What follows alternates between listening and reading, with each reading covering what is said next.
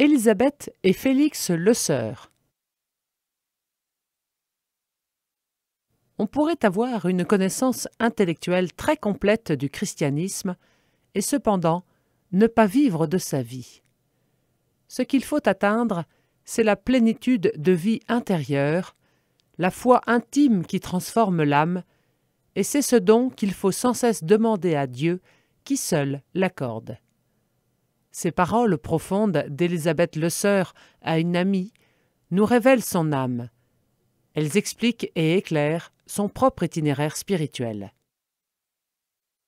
Élisabeth Lesueur est née le 16 octobre 1866 à Paris, premier enfant d'Antoine et Marie-Laure Arrigui.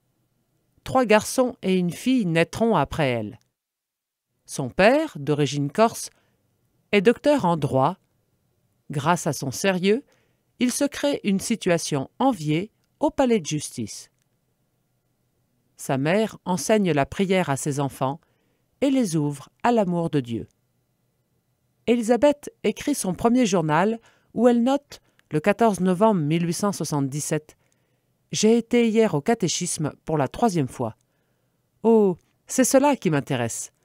Je suis bien contente parce que cette semaine, j'irai à confesse. J'en ai grand besoin. » Elle établit un règlement de vie et s'applique chaque jour à la méditation selon les capacités de son âge. Elle y puise le désir de corriger ses défauts, mais ce n'est pas facile. « Eh bien non, je ne suis pas plus sage. Au contraire, écrit-elle. Lorsqu'on me dit une chose, je dis le contraire, surtout avec Pierre, son frère. Je ne veux jamais avouer que j'ai tort. » En mai 1879, elle fait sa première communion et reçoit le sacrement de confirmation. Son goût marqué pour tout ce qui est intellectuel et artistique ne lui fait pas perdre de vue le sérieux de la vie. Le prédicateur nous a parlé de la mission de la jeune fille et de la femme chrétienne, note-t-elle lors d'une retraite. Il nous a dit que cette mission était divine, que nous pouvions, en passant sur la terre, faire beaucoup de bien ou beaucoup de mal. Il nous a dit aussi que nous devions craindre l'égoïsme qui ne pense qu'à soi. Élisabeth a une 20aine d'années lorsqu'elle fait la connaissance de Félix Lesueur. Né le 22 mars 1861 à Reims, Félix est le 3e enfant d'une famille aisée. Son père, avocat brillant, est membre de divers groupements catholiques. Sa mère, femme d'une grande piété, a su créer un foyer où l'on s'aime et où l'on sait penser aux autres. Félix fait sa scolarité dans des établissements catholiques. Avide de lecture, il dévore en cachette les auteurs libertins du XVIIIe siècle et les grands romanciers du XIXe. La géographie le passionne et il s'oriente vers une carrière au service des colonies françaises. Toutefois, dans l'intérêt même des régions lointaines, où il souhaite être envoyé, il étudie d'abord la médecine à Reims, dans un milieu de matérialistes convaincus. Lui-même en vient à la négation de tout dogme et abandonne toute croyance religieuse. Cependant, tant qu'il vit en famille, il ne rompt pas ouvertement avec l'Église, de peur de peiner ses parents. Il achève sa formation à la faculté de médecine de Paris. D'emblée, l'atmosphère d'activité fiévreuse de la capitale lui plaît.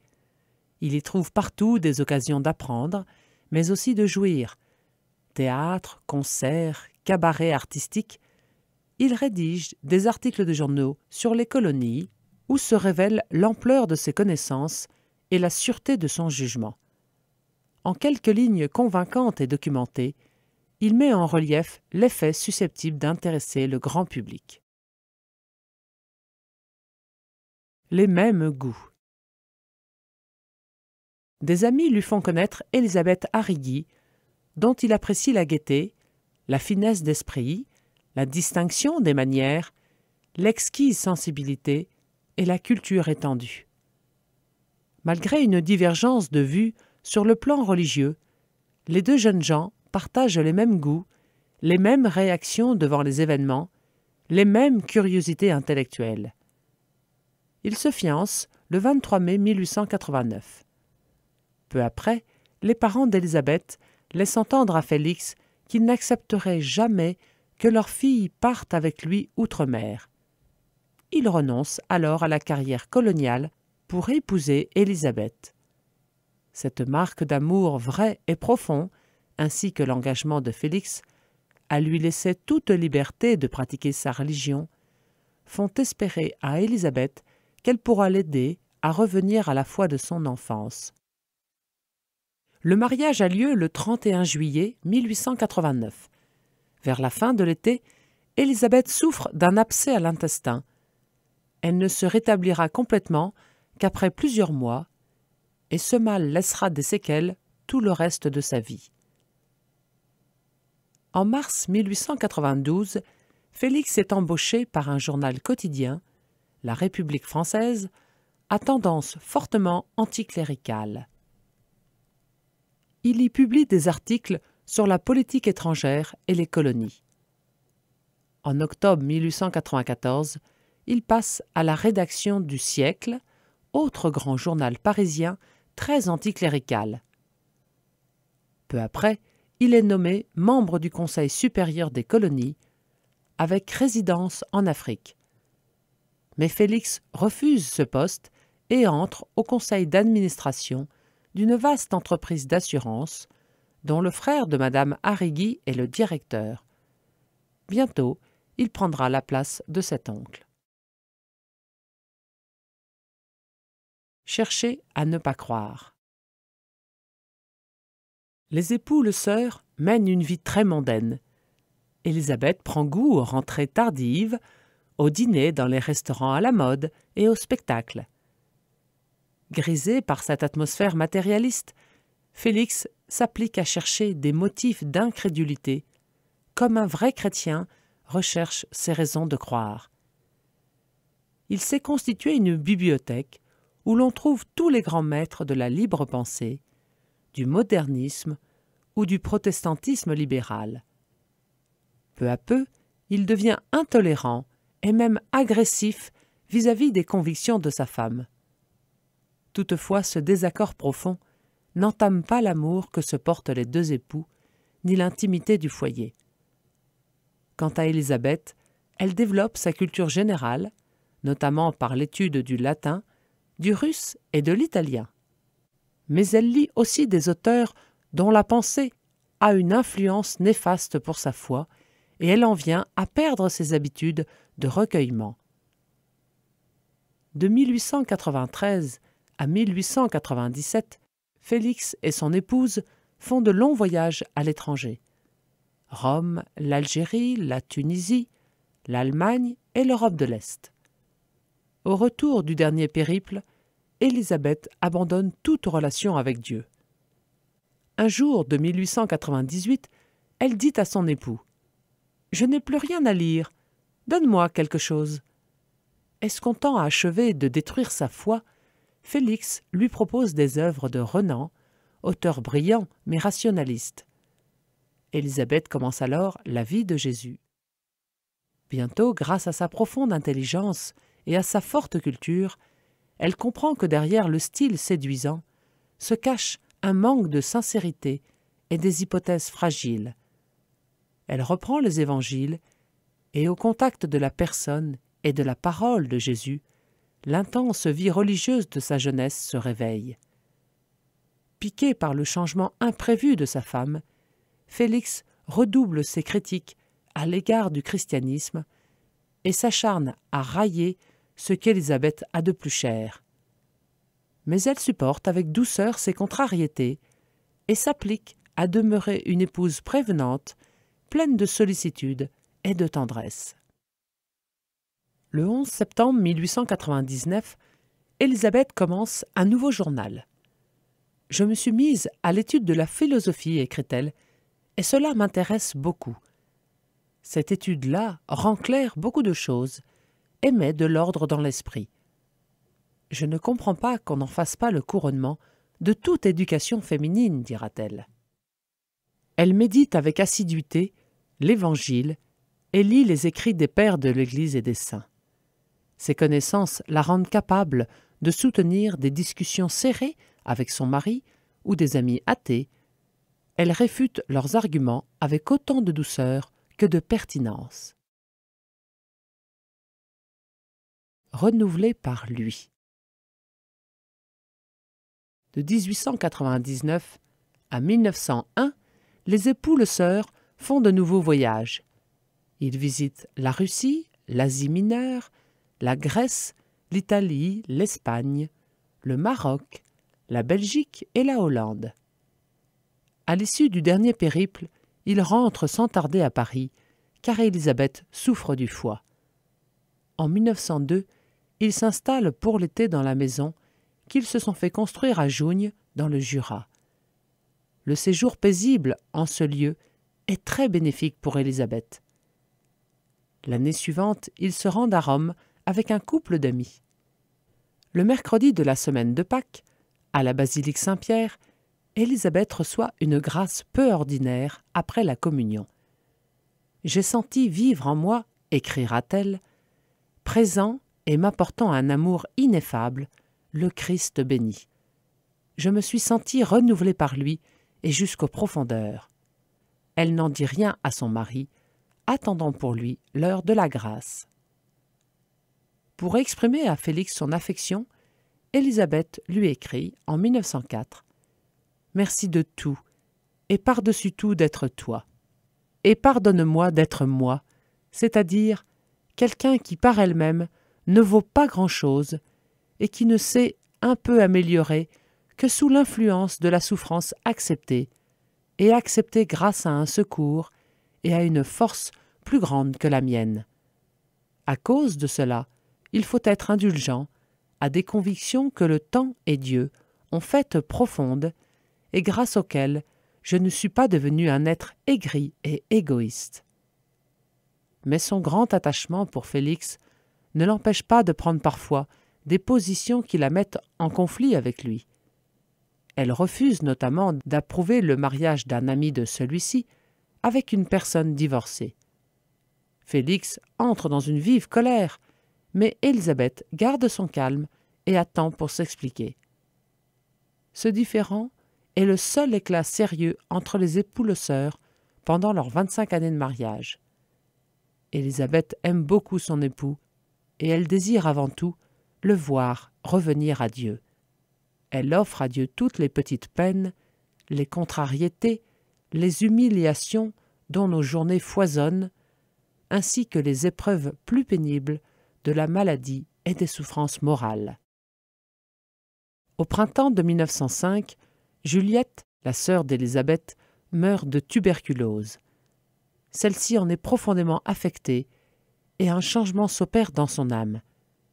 Elle accepte les souffrances avec plus de paix. Les liens spirituels qui demeurent avec Juliette, au-delà de la mort, lui font prendre conscience du dogme de la communion des saints. Grâce à ce dogme béni, écrit-elle, l'être même le plus isolé, le plus pauvre, celui que la maladie a cloué sur un lit douloureux, ou dont la vie est faite d'humbles renoncements et de sacrifices quotidiens, un tel être peut exercer sur d'autres une influence et atteindre par la grâce divine ce que son action n'aurait peut-être pas touché. Pas une de nos larmes, pas une de nos prières ne se perd, et elles ont une force que trop de gens ne soupçonnent pas. Elle écrira encore « Chaque âme qui s'élève, élève le monde. »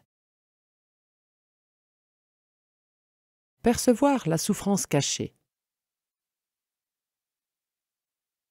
Dieu n'a pas accordé à Élisabeth les joies de la maternité, mais il lui a donné un tact particulier avec les enfants qu'elle excelle à occuper, distraire et faire travailler. Elle collabore à l'union familiale, ensemble d'institutions fondées en vue de venir en aide aux familles d'ouvriers.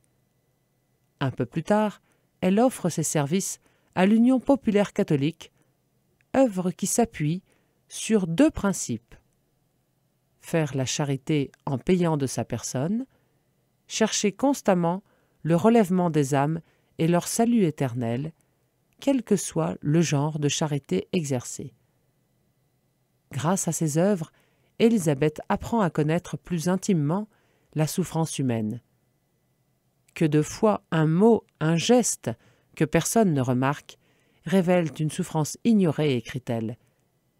Et si l'on savait observer cela, comme on observe beaucoup de choses qui n'en valent pas la peine, on ferait bien des découvertes et on s'épargnerait beaucoup de mots maladroits.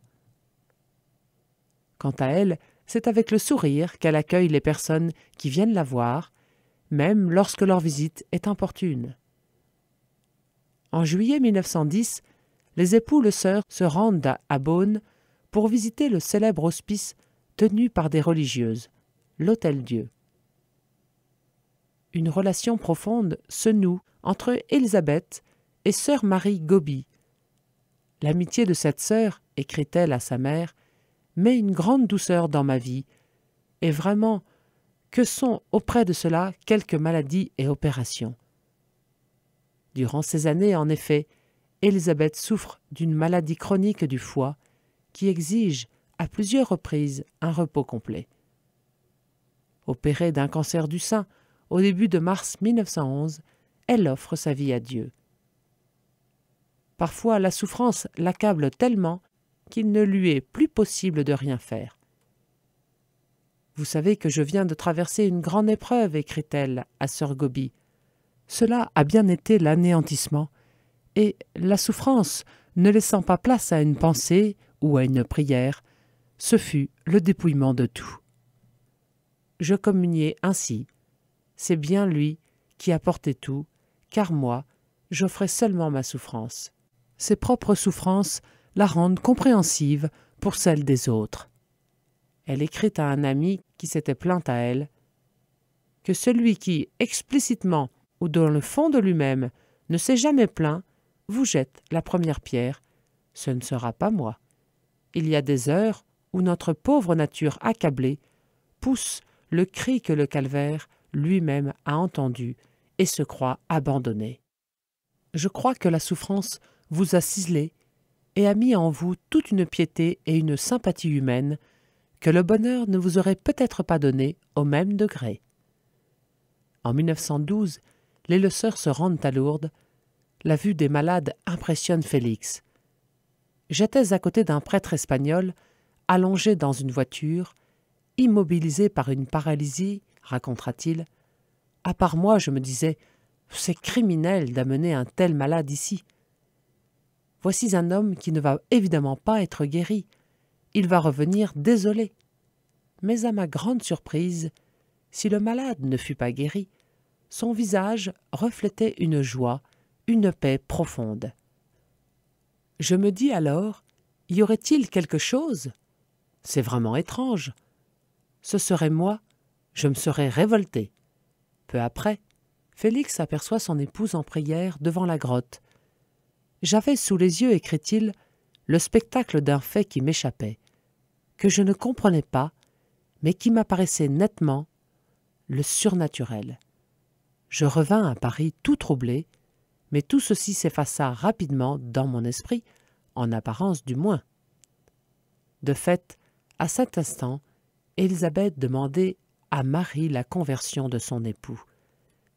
Elle avait écrit peu avant à sœur Gobi « Je suis avec respect et émotion le travail que Dieu fait dans l'âme de mon cher mari. On dirait qu'il prépare le terrain à la foi. Mais pour obtenir cette dernière, il faut unir plus que jamais nos prières et nos sacrifices. » L'été suivant, lors d'une promenade avec sœur Gobi, Élisabeth prédit sa mort prématurée, la conversion de Félix et son entrée dans la vie religieuse. Un bain de sérénité. En 1913, le cancer d'Élisabeth se généralise.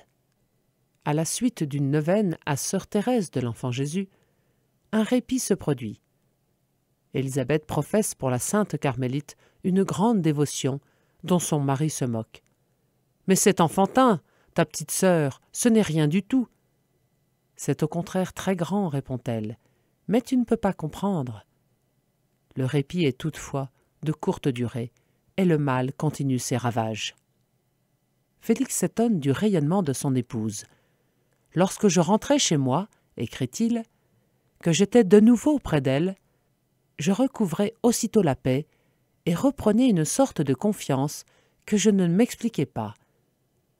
C'était à coup sûr le rayonnement de cette paix intime, de cette sérénité que Dieu accorde aux âmes qui sont devenues totalement siennes. Les autres personnes qui approchent Élisabeth éprouvent avec étonnement une impression semblable. Un de leurs amis conseille à son épouse, lorsqu'elle est angoissée, « Va donc voir Élisabeth, va prendre ton bain de sérénité. » Le 24 avril 1914, Élisabeth commence à délirer. Lors d'un moment de pleine connaissance, elle tend les bras à son époux dans une expression d'immense tendresse. Peu après, elle tombe dans le coma. Félix lui fait administrer l'extrême-onction. Elle rend son dernier soupir le dimanche 3 mai dans les bras de Félix. Quand il regarde le visage détendu d'Élisabeth, il pressent que toute la beauté de cette vie ne peut être anéantie. Lorsqu'il ouvre le testament rédigé à son intention, il ressent sa présence auprès de lui. « Aime les âmes », a-t-elle écrit, « prie, souffre et travaille pour elles. Elles méritent toutes nos douleurs, tous nos efforts, tous nos sacrifices. » Il découvre alors le journal d'Élisabeth et prend conscience des souffrances qu'il lui a causées involontairement, ainsi que des sacrifices faits pour obtenir son retour à Dieu. Élisabeth n'avait atteint une telle sérénité, une telle élévation de pensée, que par sa piété fervente, cela le bouleverse. Là, près de moi. En juin 1914, Félix part en voyage avec un ami. Dans la voiture, il perçoit soudain la présence d'Élisabeth. « J'eus l'impression très nette, écrira-t-il, qu'elle était là, près de moi. Je me dis immédiatement, mais elle vit, son âme est à mes côtés. Je viens d'avoir l'impression presque physique de sa présence. » L'émotion fut d'une telle intensité qu'il me fut impossible de la maîtriser. Mais alors, me répétai-je, si Élisabeth est vivante comme je viens d'en avoir l'intuition irrésistible, c'est que l'âme est immortelle. C'est donc que Dieu existe, que le monde surnaturel est la vérité. Quelques jours après, dans la basilique de Paray-le-Monial, un nouvel appel se fait entendre. J'eus la perception plus précise encore de la chère présence. Je tombai à genoux irrésistiblement sur un prie-Dieu. Je m'adressai à notre Seigneur. J'avais vraiment l'intuition qu'il était là, dans le tabernacle, et que son infinie bonté se penchait vers moi. Toutefois, rentré à Paris, il se persuade qu'il a été le jouet d'une illusion due au choc affectif causé par le décès d'Élisabeth. La Grande Guerre éclate et Félix part pour Bordeaux. Au cours du voyage, Élisabeth lui inspire d'aller à Lourdes. Là, il se rend à la grotte et demande à la Sainte Vierge de lui obtenir le pardon de ses fautes. Dieu s'empare alors de son âme, l'enveloppe de sa bonté et lui communique une paix et une sérénité que jamais il n'avait ressenties. Une révolution s'opère en lui, sans effort particulier de sa part. J'étais conquis, la lumière s'était faite. De retour à Paris, il étudie la foi catholique et puise abondamment dans la bibliothèque laissée par Élisabeth, où se trouvent toutes sortes d'ouvrages annotés de sa main. Bientôt, il est mis en contact avec le père Janvier, dominicain renommé, qui l'écoute longuement puis reçoit sa confession sacramentelle. Le lendemain, à la messe, il communie, s'imaginant qu'il va le ressentir, une grâce semblable à celle reçue à Lourdes. Mais il n'en est rien. Il rentre chez lui désabusé et découragé. Il entend alors intérieurement la voix d'Élisabeth. « Mais ce serait trop commode. Si après avoir toute ton existence d'homme renié, combattu Dieu et Jésus-Christ, parce que tu t'es confessé et que tu as communié, tu allais posséder d'emblée toutes les clartés, toutes les consolations, ce serait presque immoral. Il ne s'agit plus ici de ta sensibilité, mais de ta volonté que tu dois mettre dorénavant au service du Christ. Abasourdi, Félix décide d'aller communier à nouveau le lendemain. Au printemps de 1917, poussé par de nombreux amis, il publie le journal d'Élisabeth. À un moment où la France traverse une période tragique de son histoire, il considère que les âmes ont besoin de vie intérieure et surtout de comprendre la valeur infinie que peut avoir la souffrance. Cette publication rencontre un immense succès. Mais bientôt, Félix se sent appelé à une totale consécration à Dieu dans la vie religieuse. En 1919, il entre donc au noviciat des Dominicains de Paris. Le 8 juillet 1923, il est ordonné prêtre. L'apostolat qui lui est confié consiste principalement à faire connaître la vie et les œuvres d'Élisabeth. Après s'y être employé avec un grand succès jusqu'à la vieillesse, il rend son âme à Dieu à la fin du mois de février 1950. Grâce à ses travaux, la cause de béatification d'Élisabeth sera ouverte en 1955. Dans son audience générale du 18 août 2010, le pape Benoît XVI affirmait « À la base de notre action apostolique, dans les différents domaines dans lesquels nous œuvrons, doit toujours se trouver une intime union personnelle avec le Christ, à cultiver et à accroître jour après jour. Ce n'est que si nous aimons le Seigneur que nous serons capables de conduire les hommes à Dieu et de les ouvrir à son amour miséricordieux et ouvrir ainsi le monde à la miséricorde de Dieu. Puisse l'exemple d'Élisabeth le Sœur nous encourager dans notre vie d'union au Seigneur.